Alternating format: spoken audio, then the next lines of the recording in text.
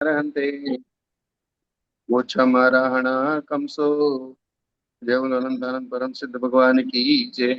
देवाज देव 1008 आदिनाथ भगवान की जय। 1008 शांतिनाथ भगवान की जय। 1008 पार्श्वनाथ भगवान की जय। महावीर भगवान की जय। परम पूज्य आचार्य श्री शिव कोटि महाराज की जय। आचार्य श्री कुंतु सागर जी महाराज की जय। आचार्य श्री कनकंदी पदम जी महाराज की जय। जिनवाणी माता की जय। श्रीमद जैन धर्म की जय। शाश्वतीत विराजमान आचार्य भगवान वत्सल्य मूर्ति श्री वैराग्यनंद जी गुरुदेव की जय। आचार्य भगवान आपके श्री चरणों में हम सभी स्वाध्यायी बार बार नम त्रिलोक शुद्धि पूर्वक नमोस्तु करते हैं और आपसे विनती करते हैं कि हमारा मोक्ष मार्ग प्रशस्त होवे, इसलिए हमें देशना दीजिए। नमोस्तु नमोस्तु नमोस्तु भगवान। भगवती आराधना पेज नंबर 249, गाथा नंबर 234 की टीका।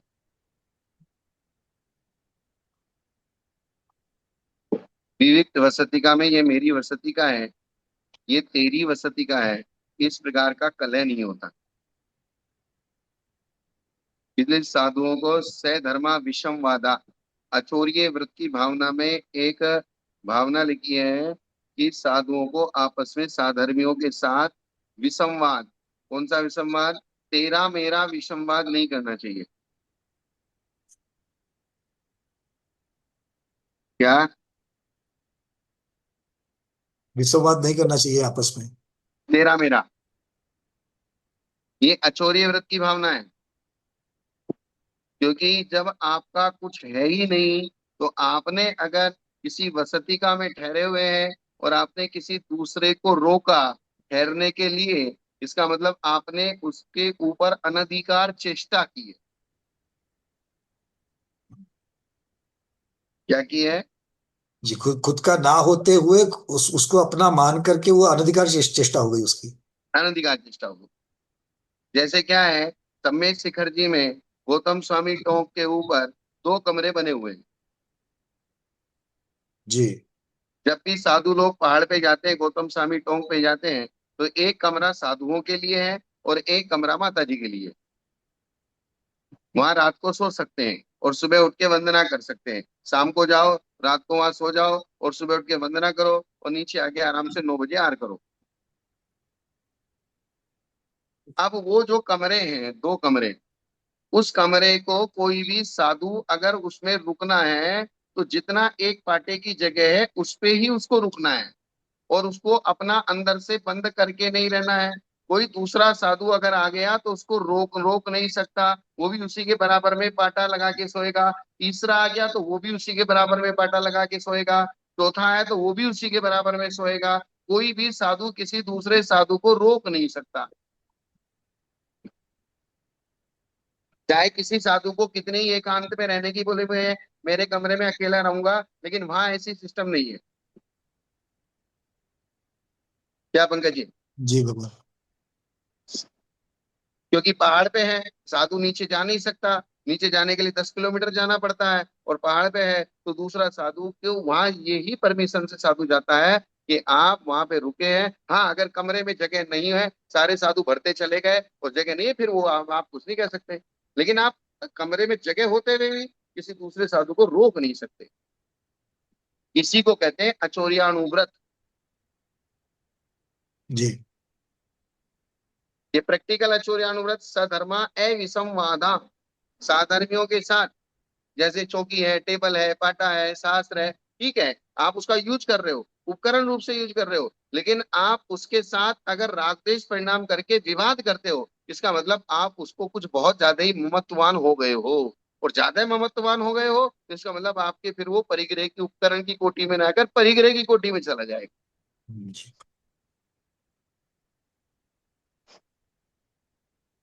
तो विभक्त वसतिका में, जब ये वसतिका मेरी नहीं है तो उसमें कलह नहीं होता, क्योंकि वहां अन्य लोग नहीं होते। इसी से ऊपर कहे अन्य दोष भी नहीं होते। ध्यान अध्ययन में बाधा नहीं आती। एक पदार्थ में ज्ञान संतति के निरोध को ध्यान कहते हैं और अनेक पदार्थों में संचार को स्वाध्याय कहते हैं। ध्यान और स्वाध्याय की परिभाषा हो गई ये शॉर्ट रूप में। जी जब आपकी ज्ञान संतति किसी एक चीज में रुक जाती है तो वो ध्यान हो जाता है। जब वो ज्ञान संतति अनेक पदार्थों में संचार करती है तो वो स्वाध्याय होता है। इस प्रकार गाथा नंबर 235। ये सल्लीनो गदो स्वपवत्ते ही तत्जो एहिम पंच समिदोति गुप्तो आदट्ठ परायणो होदी जम निच्चरेदिकम् असम्मुडो सुमहता विकालेन तम सम्मुडो तपस्वी कवेहि अंतो मुहूर्तेने। इस प्रकार विविक्त वसतिका में निवास करने से बिना क्लेश के सुख से होने वाले तप अथवा ध्यान के द्वारा बाह्य तप में एकात्मता को प्राप्त साधु 5 समितियों से युक्त हुआ अशुभ मनोवचन काय का निरोध करके आत्मा के कार्य में तत्पर हो जाता है। विविक्त वसति आपके आत्म कार्य में कैसे सहयोग करती है, ये बात बताई। क्योंकि आत्म कार्य रत्नत्रय रूप कार्य सिर्फ एक ही चीज से नहीं सदेगा, वसति का भी उसका एक अंश है। अर्थात वो वसति का कैसी होनी, साधन कैसे होने, पिछी कैसी होनी, कमंडल कैसा होना, शास्त्र कैसा होना, साधर्मी कैसे होने, भोजन कैसा होना, सारी चीजें आएंगी। और जो जो चीजें आपकी रत्नत्रय की साधना में अनुकूल बनती चली जाएंगी वे सब चीज प्रशंसनीय कहलाएंगी, वे प्रशंसा के योग्य हैं। जो भी वस्तुएं आपकी रत्नत्रय की साधना में अनुकूल हैं। इस प्रकार से यहाँ कहा है कि विविक्त वसतिका में रहने वाला यति निर्विघ्न ध्यान के द्वारा अथवा शुभ तप के द्वारा स्वास्थ्य को प्राप्त होकर संवर और निर्जरा रूप अपने प्रयोजन को करता है। मूल प्रयोजन क्या है? संवर और निर्जरा।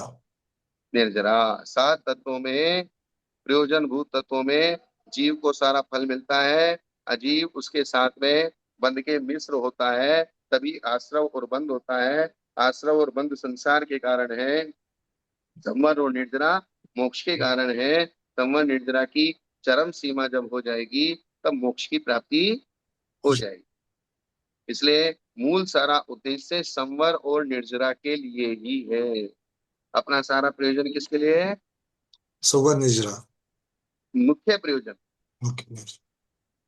आप चाहे स्वाध्याय करो, चाहे आप ध्यान करो, चाहे तपस्या करो, चाहे उपवास करो, चाहे विविक्त वसतिका में रहो, रत्नत्रय का पालन करो, कुछ भी करो, लेकिन वो सारा का सारा चीजें संवर और निर्जरा के प्रयोजन को अगर सिद्ध करती है तो वे सम्यक है, और संवर और निर्जरा के प्रयोजन को सिद्ध नहीं करती हैं तो वे सम्यक नहीं है। सीधी सीधी सी बात।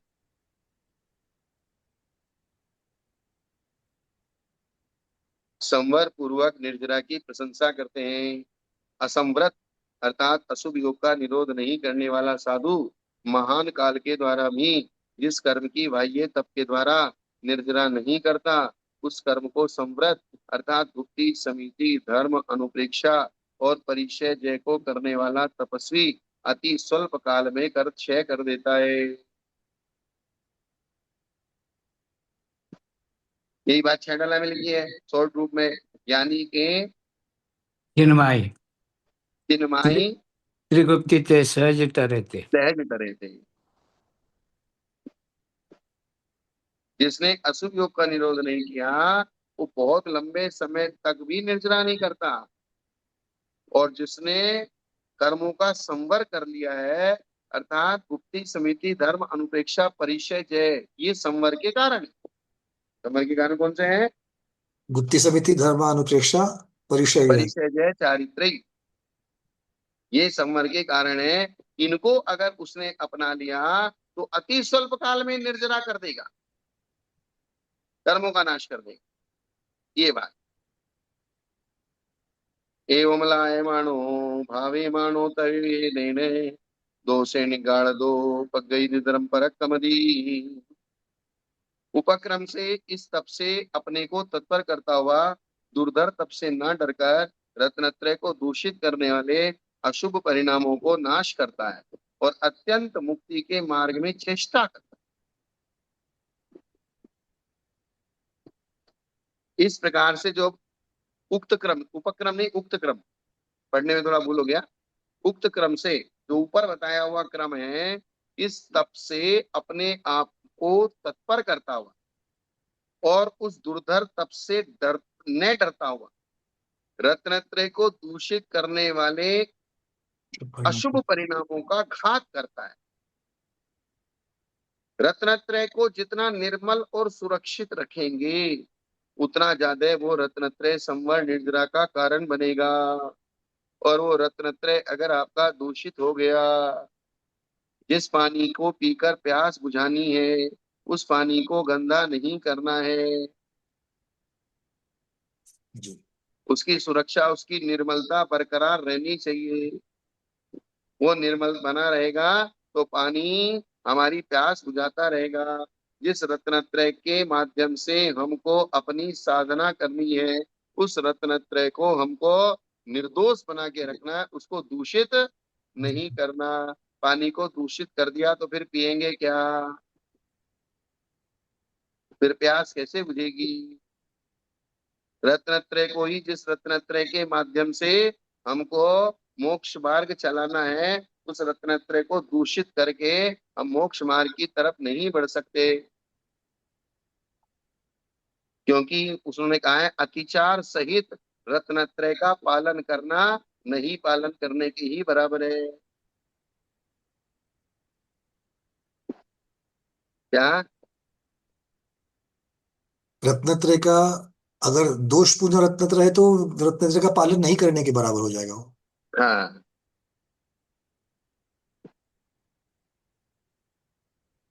दूषित भोजन की अपेक्षा नहीं खाना ज्यादा अच्छा।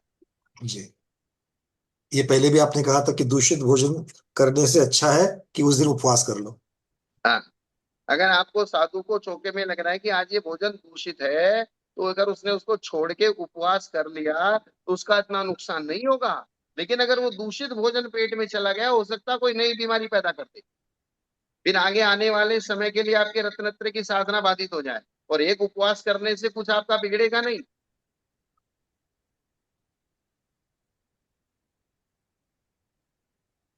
बोले पेट भरना है, इसका मतलब कुछ भी खा लेंगे? इस विवक्षा को ध्यान में रखते हुए उन्होंने कहा है कि रत्नत्रय की साधना करो, लेकिन रत्नत्रय को सुरक्षित रखते हुए उसकी साधना।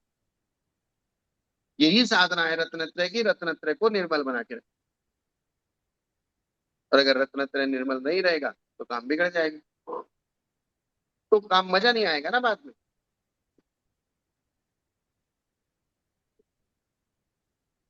उक्त क्रम से इस तप को अत्यंत मुक्ति के मार्ग में चेष्टा करता है। कहीं पर ऐसा एवं अवलोय मानो, ऐसा बात है। एदेन तवेन भावे मानो, पद के साथ उसका संबंध करके ऐसा अर्थ करते हैं। इस प्रकार इस तप से भावना करता हुआ अपलोय मान, अर्थात द्रव्य कर्म का अपलोय यानी कि नाश करता है। यह युक्त नहीं है, क्योंकि यह शब्दार्थ नहीं है। किसी अन्य ने इस प्रकार का अर्थ किया है तो बोले ये ठीक नहीं है, जो गाथा में किया है अर्थ वही ठीक है कि दुर्धर तप से नहीं डरता है, रत्नत्रय को दूषित नहीं करता है, और अशुभ परिणामों का नाश करता है, और अत्यंत मुक्ति के मार्ग में चेष्टा करता है। अब निर्जरा का इच्छुक यति को इस प्रकार तप करना चाहिए, कहते हैं। बोले कैसे तप करना फिर? सो ये गाथा तो पढ़ ली। उसी का नाम वही तप है जिस तप के करने से मन पाप की ओर नहीं जाता। अब कहते हैं ना भाई, ये तप उतना ही करो जितना आपके परिणाम बिगड़े नहीं। अब आप भावावेश में आके मंदिर में जाके वहां जब बाजा बजता है, तब आप बाजा बजता है, भाव बढ़त पड़ते हैं, और फिर आपने बोली बोल दिया, 1 लाख 2 लाख 5 लाख, वहां तो ध्यान में नहीं रहे कि इसका पेमेंट कैसे होगा। घर आके फिर झगड़ा हो गया, पूरा परिवार नाराज हो गया। बोले मुझे उस समय ध्यान ही नहीं रहा, मैं तो भावावेश में बोलता चला गया। फिर पत्नी भी नाराज, बच्चे भी नाराज, भाई भी नाराज, माँ भी नाराज, पिताजी भी नाराज। ऐसी स्थिति हो जाएगी। ऐसे ही, ऐसे तप, ऐसा उपवास ले लिया, ऐसा रस परित्याग ले लिया, ऐसा काय क्लेश ले लिया, ऐसा वृत्ति परिसंख्यान ले लिया कि जिसके कारण से अपनी आत्मा में संक्लेश हो गया। सामर्थ्य का विचार नहीं करते हुए अगर किसी कार्य को किया जाएगा तो फिर वो संकलेश का कारण बन जाएगा। इसलिए धीरे धीरे करके अभ्यास को बढ़ाना चाहिए। क्या करना चाहिए? धीरे धीरे अभ्यास को बढ़ाना चाहिए। धीरे धीरे करके अभ्यास को बढ़ाना चाहिए। अगर अभ्यास नहीं बढ़ाएंगे, अभ्यास के लिए मैंने कुछ लिखा था, आगम में आया था कि, मैं आपको बताता हूँ, जरा 2 मिनट।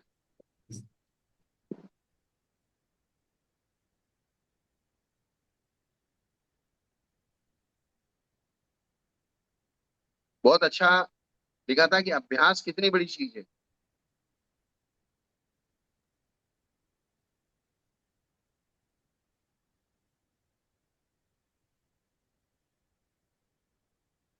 एक सेकंड लगेगा मुझे। तब तक विद्यानंद जी महाराज कुछ बोल बोल रहे हैं क्या? नहीं, सब ठीक चल रहा है। मैंने अपनी शक्ति को भी छिपाना नहीं और शक्ति से ज्यादा भी नहीं करना। यही बात। शक्ति से ज्यादा करे तो संक्लेश भाव बढ़ता रहेगा, व्रत के प्रति अनादर होगा, और जितना पुण्य मिलना चाहिए था उस और जितनी निर्जरा होनी थी उतना नहीं हो पाएगा। लेकिन शक्ति नहीं है ये मान करके अपन शक्ति को छिपाने लगे तो अंतराय कर्म का बंध होगा। हमारे यही बात। पुरुषार्थ पुरुषार्थ कमजोर होता जाएगा। ज्यादा करके शक्ति से ज्यादा करने वाले लोगों की संख्या कम है, लेकिन शक्ति छिपाने वाले लोग, प्रमाद कहे या पुरुषार्थ की हीनता कहे, भावना की प्रबलता की कमतरता कहे, ऐसे लोगों की बाहुल्यता ज्यादा है।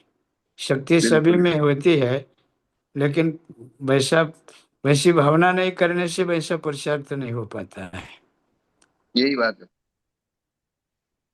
अब अभ्यास की महिमा यहाँ पे बताई है पंकज जी। मैंने कहीं शास्त्र में से लिखा था, जी स्वामी जी, जी। शने शने आहारो अल्प क्रियते। बराबर। निद्रा। शने शने आहारो अल्प क्रियते, शने शने आसनम पद्मासनम उद्भाषणम च अभ्यस्यते। धीरे धीरे साधु आहार अल्प करता है, धीरे धीरे साधु आसन का अभ्यास करता है। शने शने निद्रापि स्तोका स्तोका क्रियते। जी शने शने, शने शने निद्रापि स्तोका क्रियते। और उसके बाद एकस्मिन पार्श्वे पार्श्वम परिवर्तनम न क्रियते। अभ्यास करते करते एक ही पसवाड़े से सोता हुआ या बैठा हुआ, लेटा हुआ, इतना उसको अभ्यास हो जाता है कि वो अपनी करवट भी नहीं बदलता है। एवं सती सर्वोपि आहारस त्यक्तुम शक्यते। और धीरे धीरे जब आहार के कम करने का अभ्यास करता है तो संपूर्ण आहार त्याग करने में समर्थ हो जाता है। आसनम च कदाचिदपि न त्यक्तम शक्यते। और आसन का अभ्यास करने से वो कदाचित भी आसन का त्याग नहीं करता है। अर्थात जिस आसन से बैठा है, कितना भी उपसर्ग परिचय आ जाए, वो निरंतर वो उपसर्ग परिचय को सहन करता रहता है। आसन उसका हिलता नहीं है। फिर निद्रापि कदाचितपि कर्तुम न शक्यते। और निद्रा का अभ्यास करता करता, कि जागने का, कि कभी भी उसको नींद की भी आवश्यकता नहीं होती। अभ्यासात किम किम न भवति। अर्थात अभ्यास से क्या क्या नहीं होता, अभ्यास से क्या क्या नहीं जी होता। तो उन्होंने कहा कि जिस समय केवल ज्ञान को प्राप्त करता है, तो ये अभ्यास का ही फल है कि आहार का त्याग कर करके वो केवल ज्ञान अवस्था में कदाचित भी आहार ग्रहण नहीं करता। केवल ज्ञान अवस्था में कदाचित भी उसका आसन चेंज नहीं होता। केवल ज्ञान अवस्था में कदाचित भी उसको नींद नहीं आती। तस्मात एव कारणात केवली भी, या क्या लिखा है? तस्मात एव कारणात केवली भी कदाचिदपि न भुंजते। स्वामी जी, पंकज जी, जी। इस कारण से, इस अभ्यास के कारण से केवलियों के द्वारा कदाचित अभी न भुंजती, कभी भी नहीं खाया जाता, अर्थात कभी भी वे भोजन नहीं करते। पद्मासनम एव वर्षाणाम सहस्रे अभी स्थियते, ये अभ्यास पद्मासन करते हैं। से हजारों वर्षों तक वे एक ही आसन से बैठे रहते हैं। 8 वर्ष कम पूर्व कोटि तक एक ही आसन से रह सकते हैं। निद्रा जैन अप्रमत्ते भूयते स्वप्नो न दृश्यते, और निद्रा जैसे ऐसे अप्रमत्त हो जाते हैं कि कभी उनको स्वप्न नहीं आते। स्वप्न का मतलब ही है प्रमाद। स्वप्न का मतलब क्या है? प्रभात। प्रमाद। तो इस प्रकार से उन्होंने अभ्यास की महिमा बताई है। क्या बताइए? अभ्यास की महिमा। तो धीरे अभ्यास धीरे की। भोजन कम करे ताकि उपवास का अभ्यास हो जाए। धीरे धीरे आसन का अभ्यास करे ताकि हम आसन को बहुत देर तक लगा सके। धीरे धीरे हाँ निद्रा को कम करे ताकि सजगता बढ़े और हाँ, अप्रमत्तता बढ़े। और धीरे धीरे एक करवट से सोना का अभ्यास करे ताकि आगे चल के काय गुप्ती भी कर सके। ये मतलब अभ्यास से आप बैठे रहिए, पैर दुखने दीजिए, अभी उपयोग पैरों में जा रहा जाने दीजिए, लेकिन धीरे धीरे अभ्यास करते करते करते फिर आपका उपयोग पैरों में नहीं जाएगा, दर्द में नहीं जाएगा, नींद में उपयोग नहीं जाएगा, भोजन में उपयोग नहीं जाएगा। क्योंकि उन्होंने कहा है कि भोजन कितना भी कम हो जाए, अगर आयु कर्म शेष है तो आदमी मरेगा नहीं। मुख्य मेन कारण है आयु कर्म। बाकी ये भोजन आदि तो, और ये जो द्रव्य क्षेत्र काल है, आयु कर्म के सहयोगी है। भोजन ना करने से शक्तिहीन हो जाएगा, मरेगा नहीं। हाँ, और किसी के स्थिर नाम कर्म का विशेष उदय होगा तो भोजन नहीं करने से भी शक्तिहीन भी नहीं होगा। हाँ। क्योंकि उग्र उग्र तप करने वाले साधु कितना भी उपवास करें, बोले जितना उपवास करते हैं उतना तेज उनका बढ़ता है। उग्रोग्रत। हाँ, ऐसा भी आगम में व्यवस्थित आया कि अर्थात अब ये बात, क्योंकि इस प्रकृति के द्रव्य क्षेत्र काल से भी, इस वातावरण से भी, जितना आप नेचुरलिटी में समुद्र के किनारे, नदी के किनारे, पहाड़ के ऊपर नेचुरल पेड़ घने जंगलों में रहेंगे तो आपको बहुत एनर्जी मिलती है। एनर्जी लेने का आपका जो योग का अभ्यास है वो होना चाहिए। इसलिए तो उन्होंने कहा ना कि अपन जब वो द्वादशांग की चर्चा पढ़ रहे थे ना, कि किस प्रकार से ऐसा चारित्र पालना जैसे ये रिद्धि उत्पन्न हो जाए। ऐसा कौन सा चारित्र है जिस चारित्र से अवधि ज्ञान मने परे ज्ञान उत्पन्न हो जाए। ऐसा कौन सा परिणाम है जिस परिणामों से विक्रिया रीति उत्पन्न हो जाए। ऐसा कौन सा तपस्या है जिस तपस्या से आपको जिंदगी भर भोजन की आवश्यकता ना पड़े। सबकी अलग अलग विधियां हैं, वो सब विधियों का वर्णन आचारांग में।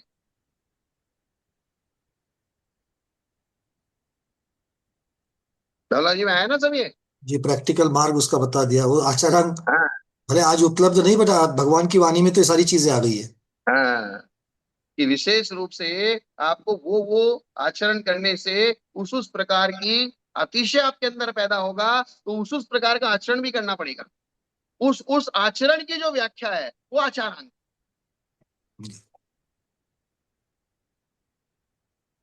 क्या समझ में आ रहा है ना सबको? जी। हाँ, तो कह रहे हैं। या हम खाली बोलते ही जा रहे हैं? नहीं, नहीं, ये तो चार सूत्र तो आज अच्छे चार सूत्र और मिल गए जो रोजमर्रा की जिंदगी में एक श्रावक के लिए भी बहुत महत्वपूर्ण है। हाँ? मतलब हमने ऐसे ऐसे लोग देखे हैं जो सिर्फ आधी रोटी खा के 24 घंटा निकालते हैं, सातों का चौका लगाते हैं, सुबह से 12 बजे और 12 बजे खाना खाते हैं और उसमें आधी रोटी खाते हैं। या एक महिला ऐसी देखी हमने, 1 गिलास चाय ही पीती है, बाकी कुछ नहीं, 24 घंटे, और पूरा काम करती है, पूरी मेहनत करती है और पूरा सातों का चौका लगाती है।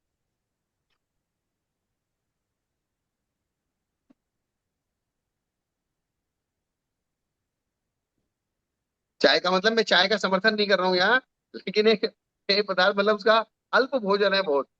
इसका इसका श्रावक बैठे बैठे ऐसा अर्थ करेंगे कि धीरे धीरे चाय पीना चालू करे ताकि आगे अमृत का भोजन देव गति में मिले। हाँ, मतलब देखो, भोजन एक ऐसी चीज है, भोजन बढ़ाने से बढ़ता है और घटाने से घटता जितना है। आवश्यक है उतना ही देना चाहिए, उससे ज्यादा नहीं। कम खाने से आदमी कभी नहीं मरता, हमेशा जब भी मरा है ज्यादा खाने से मरा है। ज्यादा खाने से ही बात है, बहुत सही है। ज्यादा खाने से बीमारी ज्यादा होती है। इसीलिए पंकज जी, जी। जापान में सर्वे किया गया हर देशों के साथ, तो जापानी लोगों की आयु सबसे ज्यादा है। जी हाँ, ज्यादातर पाई जाती है। क्योंकि वहाँ नेचुरल जो क्या है, 80% मैंने 80% ही भोजन करते हैं, 20% जो क्या है पेट खाली रखते हैं। अपने यहाँ पर भी यही बताया, 2 भाग अन्न 1 भाग पानी और 1 भाग रिक्त। गर्मी के दिनों में 2 भाग पानी, 1 भाग अन्न, 1 भाग रिक्त। तो चौथाई जो है रिक्त, तीनों ऋतुओं में रखने के लिए कहा है। माने लगभग 80% भोजन अगर अपन करने लगे तो दीर्घ जीवन और स्वस्थ जीवन के लिए कहीं कोई कारण ही नहीं बन सकता व्यक्ति बीमार हो जाए। इसलिए महाराज साहब ने जो कहा ना, बिल्कुल सही है। खा करके मरने वालों की संख्या ज्यादा है, न खा करके मरने वाले लोगों की तब बाहुल्यता थी जब अकाल और दुष्काल पड़ा था तब। हाँ लेकिन वो बात अभी, अलग है। हाँ अलग बात है वो। लेकिन अभी ज्यादा खा करके, अति खा करके जो कि बीमार पड़ने वाले लोग, मरने वाले लोग ज्यादा है। क्योंकि हम लोग खाते हैं और उस खाने को हमारे डॉक्टर लोग पचाते हैं, हम नहीं पचाते। हाँ, डॉक्टर पैसा भी बचा लेते हैं। हाँ, हमको तो सिर्फ खाने का काम करना है, उसको पचाने का काम डॉक्टरों का है। भाई खा लिया, अब वो पच नहीं रहा, एसिडिटी हो रही है, गैस हो रही है, अपच हो रहा है, कॉन्स्टिपेशन हो रहा है, तो अब डॉक्टर के पास जाओ, भाई गोली दो। सोच नहीं हो रहा है, लैट्रिन नहीं आ रही है, क्या वो गैस बना रहा है, अब गैस है उसको नहीं बनाए आसानी से, वो अब नाली में ज्यादा भर दिया है, तब उसको निकालने के लिए कुछ पाउडर तो डालना पड़ेगा ना, जिससे वो गला के निकाल दे बाहर। अब वो मुंह मानता नहीं है, जीभ मानती नहीं है।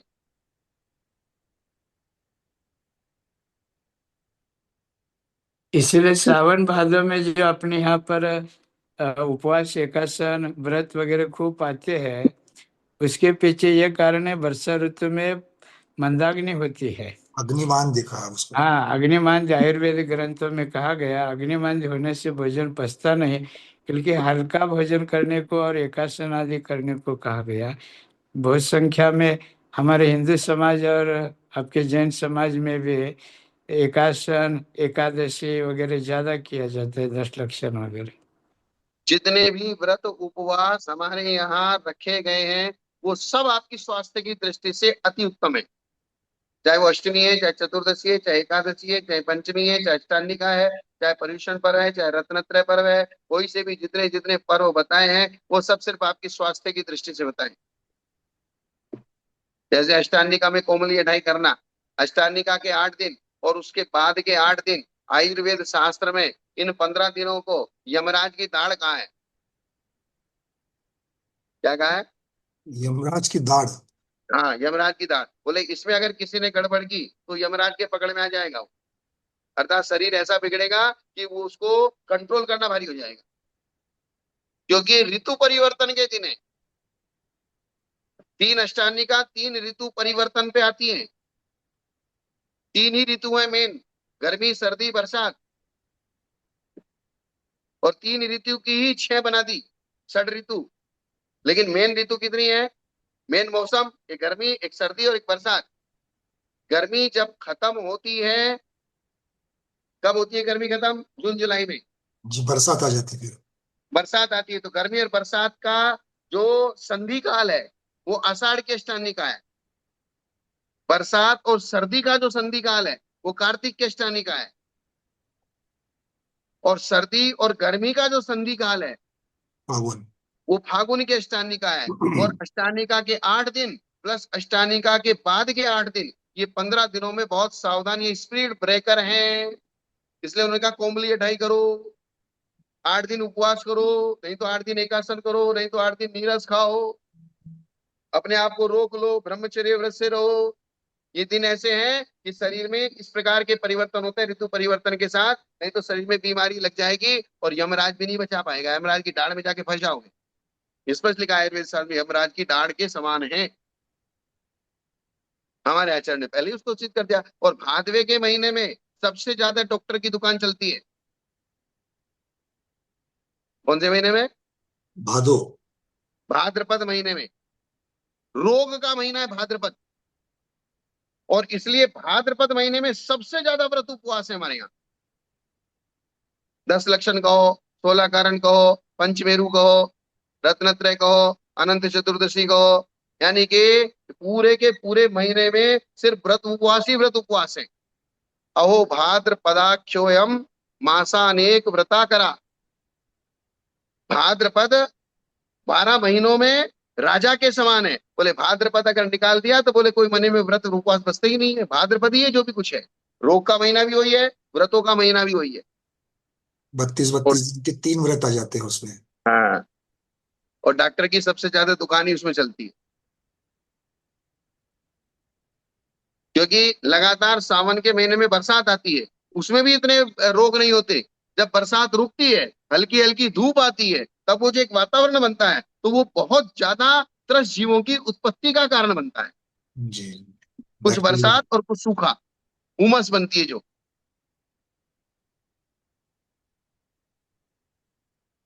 खैर ये सब चीजें तो आपको जानकारी में है।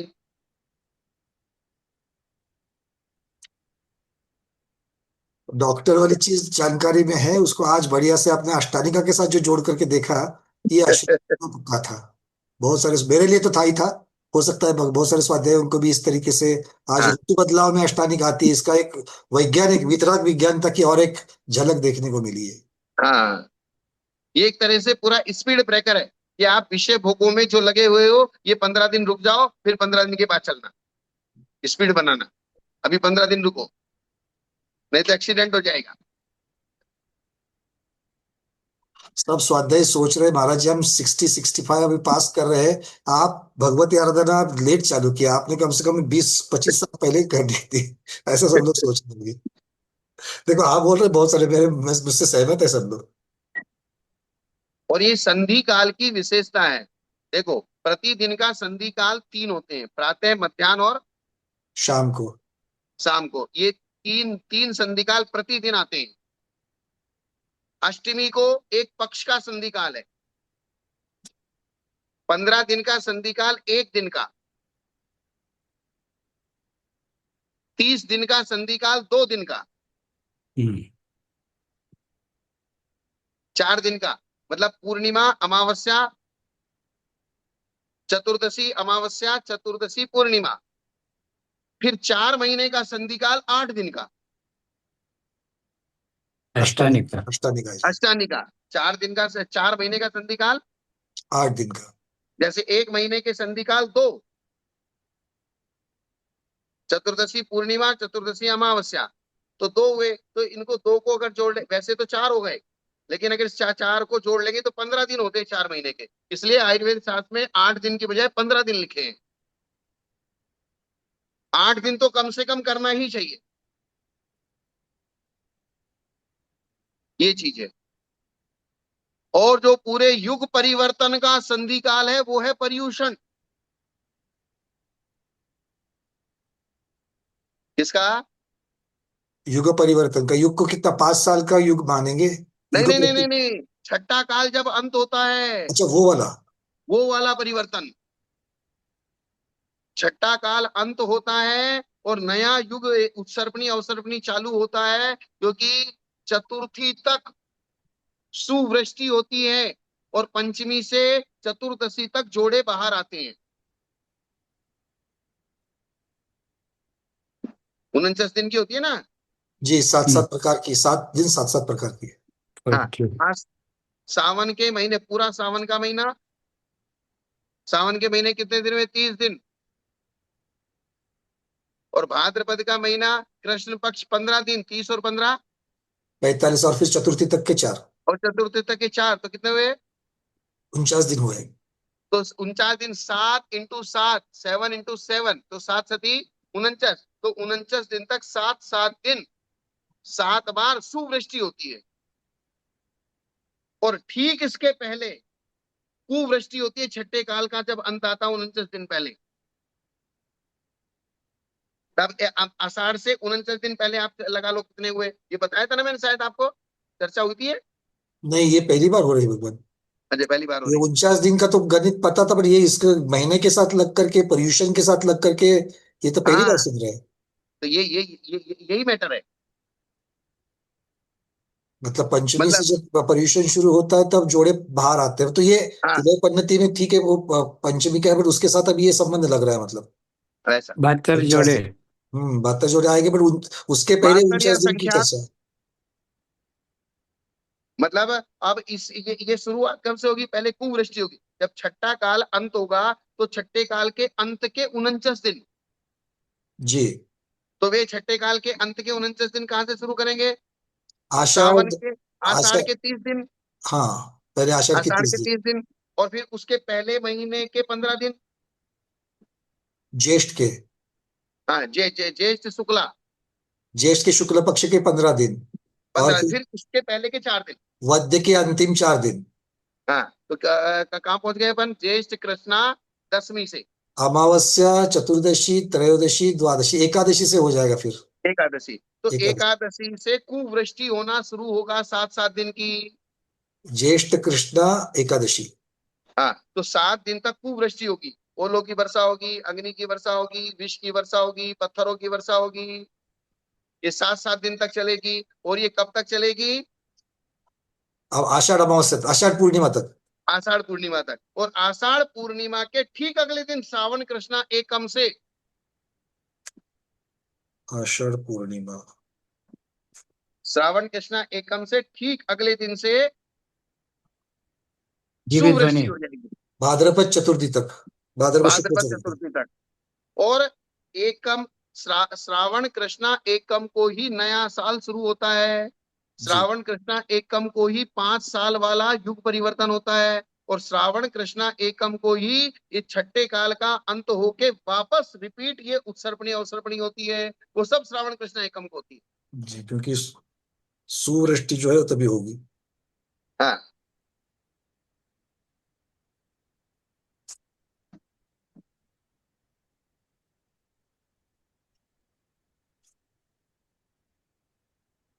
और फिर वे जोड़े बाहर आते हैं 10 दिन तक, 12 दिन तक, फिर आते रहते हैं और फिर अपनी नई सृष्टि क्रम को रचना करते हैं। ये मैटर है। जी। और जिस प्रकार से है, हाँ, जिस प्रकार से समुद्र में ज्वार भाटा आता है, समुद्र में क्या आता है? ज्वार भाटा। ज्वार भाटा क्या मतलब? और हाई टाइड, लो टाइड। हाँ, पानी समुद्र का पूर्णिमा को ऊपर आ जाता है और अमावस्या को। अमावस्या को अंदर चला जाएगा। तो इसी प्रकार से साइंस के हिसाब से हमारी जो बॉडी है 70% पानी से बनी है। हम्म। और चतुर्दशी पूर्णिमा को और चतुर्दशी अमावस्या को जिस प्रकार चंद्रमा के संयोग से समुद्र में ज्वार भाटा आता है, एक जो ये परिवर्तन होता है, उसी प्रकार से हमारी बॉडी का भी एक विशेष रूप से परिवर्तन होता है, क्योंकि बॉडी में भी 70% पानी है। तो इसलिए वो परिवर्तन होने से हमारा बॉडी जब अनबैलेंस होता है, तो मन भी अनबैलेंस होता है। इसलिए सीधा सीधा कहते हैं चतुर्दशी का उपवास करने का, मंदिर में दिन भर रहने का, पूर्णिमा को अमावस्या को मंदिर में बैठे रहने का, इधर उधर जाने का नहीं, झगड़ा वगड़ा हो जाएगा, गुस्सा आ जाएगा, जी, अपराध प्रवृत्ति बढ़ जाएगी। इसके ऊपर तो चर्चा भगवान की थी, क्योंकि ये तो हाँ, व्यवहार काल, जो ये तिथियां जो बन रही है वो मुख्यतः से ज्योतिषवासी देवों के विमान के परिभ्रमण से बनती है।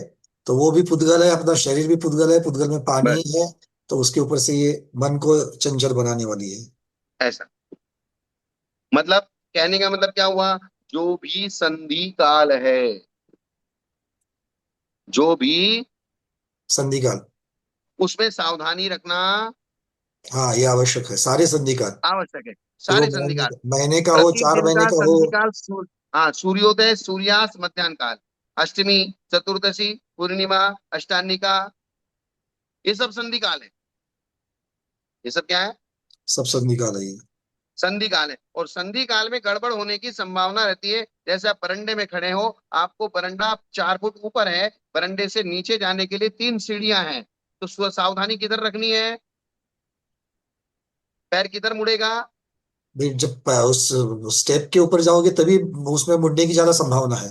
हाँ, और आप नीचे पहुंच गए तो कोई दिक्कत नहीं, ऊपर हो तो कोई दिक्कत नहीं, जी। लेकिन सीढ़ियों पे ज्यादा खतरा है। बड़े डब्बे से छोटे डब्बे में तेल डालना है तो सावधानी पूर्वक डालो, बड़े डब्बे में तो भी सुरक्षित है, छोटे में तो भी सुरक्षित है, लेकिन जब परिवर्तन कर रहे हैं, संधि काल का मतलब परिवर्तन। परिवर्तन, परिवर्तन के समय सावधानी जरूरी है। बहुत सुंदर। गाड़ी चला रहे हो, मोड़ पे आ गई तो मोड़ पे एकदम स्पीड को स्लो करो, मोड़ का मतलब परिवर्तन। बात समझ में आई ना? जी जी बिल्कुल बढ़िया। हाँ, थोड़ा सा चिंतन कर लेंगे तो अच्छा हो जाएगा। वैसे हमारे स्वामी जी इन बातों पे बहुत चिंतन करते हैं, कनक नंदी जी गुरुदेव बहुत चिंतन करते हैं इन चीजों के ऊपर, और ये विद्यान ये जी महाराज जी इसी प्रकार चिंतन करते हैं। तो स्वामी जी, हाँ, अष्टमी चतुर्दशी को शुभ तिथि कहे कि अशुभ तिथि कहे? और विवक्षात्मक, अष्टानी का? विवक्षात्मक। जैसे कोई भी अगर मुहूर्त वाला काम करना है तो इन तिथियों में नहीं किया जाता, अमावस्या को नहीं किया जाता, पूर्णिमा को नहीं किया जाता, चतुर्दशी रिक्ता तिथि कहलाती है उसको नहीं किया जाता।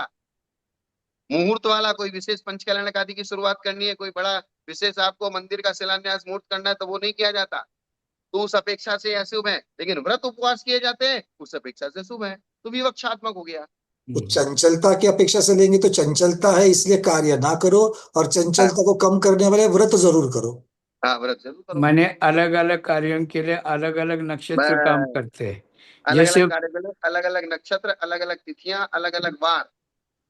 जैसे पुष्य नक्षत्र सभी तिथि नक्षत्रों में श्रेष्ठ तिथि गिनाया जाता है। हम्म, हर कार्य की सफलता के लिए पुष्य नक्षत्र A1 है, लेकिन सगाई करने के लिए, दस्तूर करने के लिए, शादी करने के लिए पुष्य नक्षत्र अशुभ माना जाता है ना? तो ऐसे अलग अलग कार्यों के लिए अलग अलग नक्षत्र, अलग अलग तिथियां कार्य करते हैं। क्योंकि पुष्य नक्षत्र अशुभ इसलिए माना जाता है, पुष्य नक्षत्र की एक विशेषता है, पुरुष संबंधी कार्य करने के लिए पुष्य नक्षत्र है।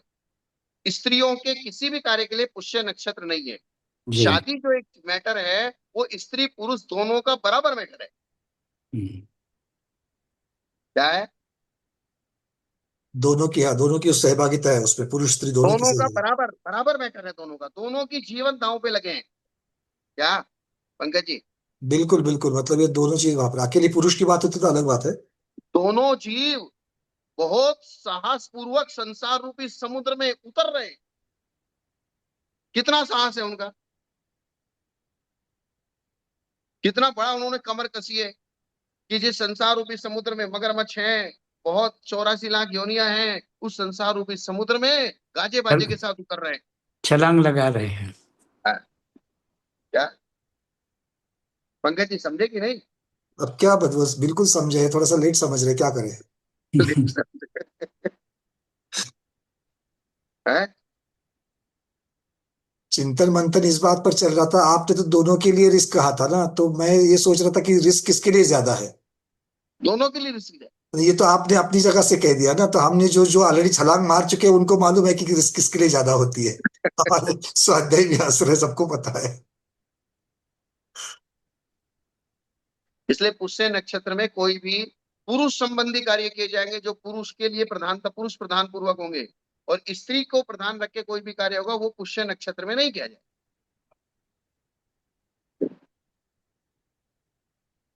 इसलिए शादी का निषेध है, क्योंकि शादी में स्त्री पुरुष दोनों की प्रधानता है। देखो चर्चा करते करते अपन कहाँ चले गए कहाँ चले गए? हैं? ये पर बहुत सारी मतलब सारी की सारी बातें जो है वो उतनी ही महत्वपूर्ण है। गाथाओं की गाथा तो ये एक प्रकार का शुद्ध ज्ञान ही, ये भी तो शुद्ध ज्ञान ही है, शुद्ध ज्ञान ही हाँ, मिल रहा है ये। हे भगवान। और इसमें अश्रुत पूर्व ज्यादा था। हम्म। तो इस प्रकार से कहीं ये हो गया ना, निर्जरा के इच्छुक व्यक्ति को इस प्रकार तप करना चाहिए, उसी का नाम वही तप है जिससे जिस तप के करने से मन पाप की ओर नहीं जाता हो। ये बात से हम चालू हुए थे कि ऐसा ही दान करो, ऐसा ही तप करो, ऐसे ही व्रतों का आचरण करो, ऐसा ही रत्नत्रय लो जितना आपसे पालन हो सके। जो आपसे पालन ना हो सके उसको जबरदस्ती अगर आपने ओढ़ लिया तो सिर्फ संकलेश का कारण होगा। और संकलेश नहीं होगा, आप उस रत्नत्रय की विराधना करोगे, और रत्नत्रय की विराधना का मतलब रत्नत्रय का अनादर हुआ, और रत्नत्रय का अनादर का मतलब देवसास गुरु का अनादर हुआ, तो ये अनंत संसार का कारण बन जाएगा, दर्शन मोहिनी का विशेष बंध का कारण बन जाएगा। इसलिए रत्नत्रय को धारण करने से पहले कितना रत्नत्रय मैं पालन कर सकता हूँ, उस बात का चिंतन मनन गहराई से हो जाना चाहिए। और अगर उस बात की गहराई से चिंतन नहीं किया, भावावेश में आके आपने रत्नत्रय अपने से ज्यादा धारण कर लिया और फिर आपसे पालन नहीं हुआ, तो फिर उसकी विराधना होगी। विराधना का मतलब अब तो फिर सोच लो क्या होगा रत्नत्रय की विराधना। रत्नत्रय के संबंध, रत्नत्रय के जो साधन है, देवशास्त्र गुरु और चतुर्वेद संघ, सबका अनादर होने वाला है और तीव्र मिथ्यात्व कर्म का बंद होने वाला ये तो तप है, तो शक्ति तस तप ही होगा भगवान, है। शक्ति के हाँ, अनुसार ही होगा, शक्ति को ना इसलिए उन्होंने, छिपाते हुए और शक्ति के अनुसार। इसलिए ये बात हर जगह कही है, कीजिए शक्ति प्रमाण, शक्ति बिना श्रद्धा धरे, जी ध्यानत श्रद्धावान अजर अमर पद भोगवे। साधारण वाक्य नहीं है ये। जैसे कल मैंने एक विशेष वाक्य बताया था, सैच्य टोपी दरिद्रोपी जिन धर्मानुआशिता। जी। चक्रवर्ती का पद भी मिल जाए लेकिन जिन धर्म न मिले, मुझे नहीं चाहिए चक्रवर्ती का वैभव। गरीबी मिले, सूखी रोटी खाने को मिले, लेकिन सम्यक दर्शन मिले, वो चलेगा। ये बहुत चिंतन मनन पूर्वक लिखे गए वाक्य हैं।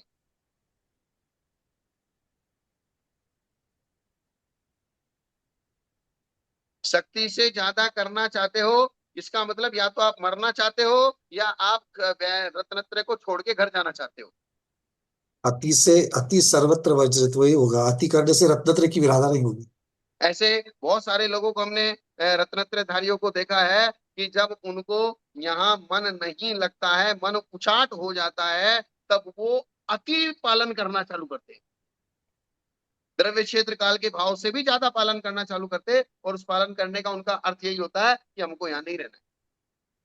वैराग्य से जिनको वैराग्य हो गया है,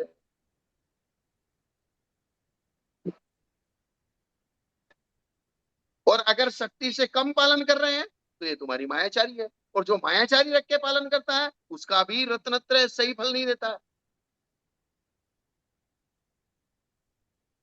तो कम शक्ति रख, कम पालन करोगे तो मायाचारी कहलाओगे, ज्यादा पालन करोगे इसका मतलब तुम मरना चाहते हो, इसका मतलब तुम्हें पालन नहीं करना है। इसलिए उतना ही करो जितनी जरूरी है। उपवास नहीं होता मत करो, कम खाओ, उन्होदर करो।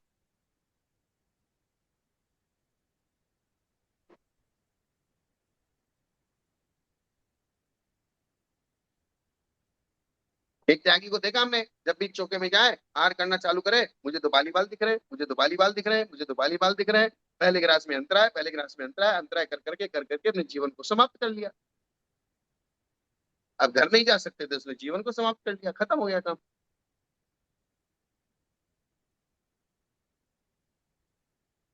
ये तो परिणामों की विचित्रता है।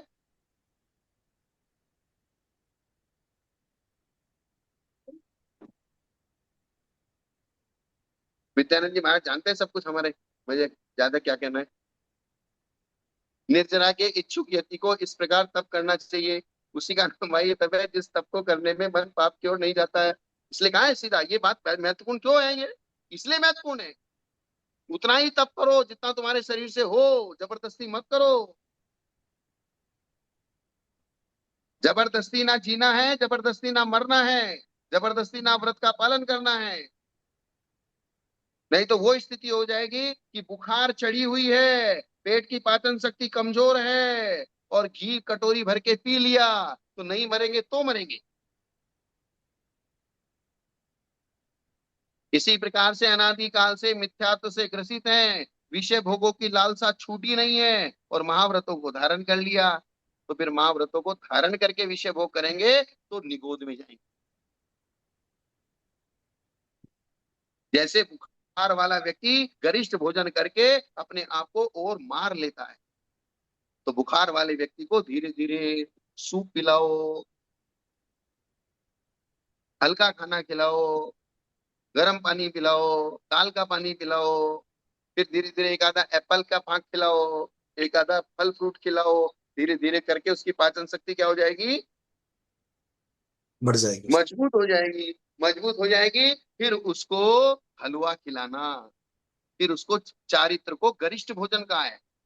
चारित्र को क्या कहा है? गरिष्ठ भोजन। और सम्यक दर्शन को हल्का भोजन कहा है। सम्यक दर्शन को क्या कहा है? हल्का हल्का भोजन। हल्का भोजन के पेय पदार्थ। बोले पहले सम्यक दर्शन रूपी चिकित्सा करो। पचने के लिए जब, आसान। हाँ, पचने के लिए आसान। क्योंकि सम्यक दृष्टि को उसको कुछ करवाना नहीं है, उसको तो सिर्फ उसके माइंड चेंज करना है। और चारित्र गरिष्ठ भोजन है। तो बोले जिसकी पाचन शक्ति कमजोर है, जिसको सम्यक दर्शन ही प्राप्त नहीं हुआ है, मिथ्यात रूपी बुखार चढ़ा हुआ है, और बुखार में पूरी उसकी पाचन शक्ति कमजोर हुई हुई है, उस मिथ्या दृष्टि को या कमजोर वैराग्य वाले को अगर आप महाव्रत दे दोगे तो क्या होने वाला है, उसका भविष्य क्या है? स्वामी जी चले गए क्या? नहीं नहीं। सुन रहा हूँ स्वामी जी, है? सुन रहा हूँ सुन रहे हो? जी। ठीक है ना स्वामी जी, कुछ गलत कह रहा हूँ तो बता देना मुझे। नहीं नहीं, बराबर स्वामी, आज बराबर कर रहे हमें आज हमें भगवान दो प्रकार के उपदेश मिले हैं और दोनों एक दूसरे के साथ चल रहे हैं। थोड़ी देर हाँ, पहले ही भगवती आराधना शुरू होने के पहले इसी बात के ऊपर आचार्य महाराज के, विद्यानंद महाराज की बात के ऊपर हमारी चर्चा हुई थी कि जिस भूमिका में हो, जिस पर्याय में हो, उसमें जो बेस्ट कर सकते हो उसको जरूर करना। हाँ, मतलब जो अपनी शक्यता है, जितनी शक्ति है शक्ति के अनुसार जरूर करना। और दूसरा हाँ। ये कि शक्ति से ज्यादा मत करना। ये दोनों चीजें साथ में चल रही है। तो इसीलिए इसी आज आपकी बात को गलत अर्थ कोई नहीं निकालेगा कि जैसे कि भाई ठीक है, वरकरंद महाराज ने हमें, आचार्य भगवान ने बताया था कि वो महाव्रत वगैरह बहुत बड़ी बड़ी गरिष्ठ है, गरिष्ठ है, गरिष्ठ है, उसको धारण मत करो। तो ये ऐसी बात नहीं है। तो दोनों चीजों को धर कर पकड़ करके चलना है। एक शक्ति के अनुसार बिल्कुल पुरुषार्थ करना ही करना है, डरना नहीं है व्रत को धारण करने के लिए। आचार्य शांतिसागर महाराज तो बोल के कहे, संयम धारण करा भ्यू न का। तो बिल्कुल वो करना ही करना है, किंतु इस चीज का भी सम्यक तरीके से ध्यान रखना है कि भाई अपनी शक्ति कितनी है, कितना ही करना है। उससे ज्यादा करके व्याधियों को, रोगों को आमंत्रण नहीं देना है। ये दोनों बातें को हमको साथ रख के चलना है। और आज देखो अगर दोनों बैलेंस, आचार्यों के हमें यही उपदेश इसीलिए मिले हैं। इसीलिए कुंदकुंदाचार्य ने कहा, जम सकै तम की रही, जम च न सकै तम च सद्दानम। जी जी जी। और अगर हम बैलेंस नहीं बनाना सीखेंगे तो सही बनिए नहीं कहलाएंगे। हाँ, ये बनिए वाली बात महत्वपूर्ण है क्योंकि हम सारे बनिए हैं। हाँ। और अब बैलेंस तो क्षत्रियो को भी बनाना पड़ता है। जब वो युद्ध में रहता है ना, तीर नहीं नहीं, तलवार भगवान का, अगर कुल जरा सा गोत्र भी की, बैलेंस इधर से उधर हुआ। जी भगवान कुलगोत्र की अपेक्षा से तो क्षत्रिय है, क्योंकि विवाह में हाँ, जब खड़े होते तो तलवार लेकर के ही खड़े होते हैं हम लोग। तो इसका मतलब हम क्षत्रिय है ही है। किंतु विचार से और भावनाओं से तो हम बनिए हैं। मतलब हर एक चीज में ये बताना पड़ता है कि इसका फायदा क्या है, इसका फायदा क्या है, इस गाथा का फायदा क्या है, इस विचार का फायदा क्या है। तो फायदे के बिना हम चलते नहीं ना आगे। तो इसीलिए फायदा बताना पड़ता है, तो इसीलिए बनिए है। ये बात। बस आज इतना ही रहने में। जी भगवान। तो आज के स्वाध्याय को गुरु उनके श्री चरणों में बारंबार नमोस्तु वंदनामि इच्छाकार करते हुए यहीं पर समापन करते हैं।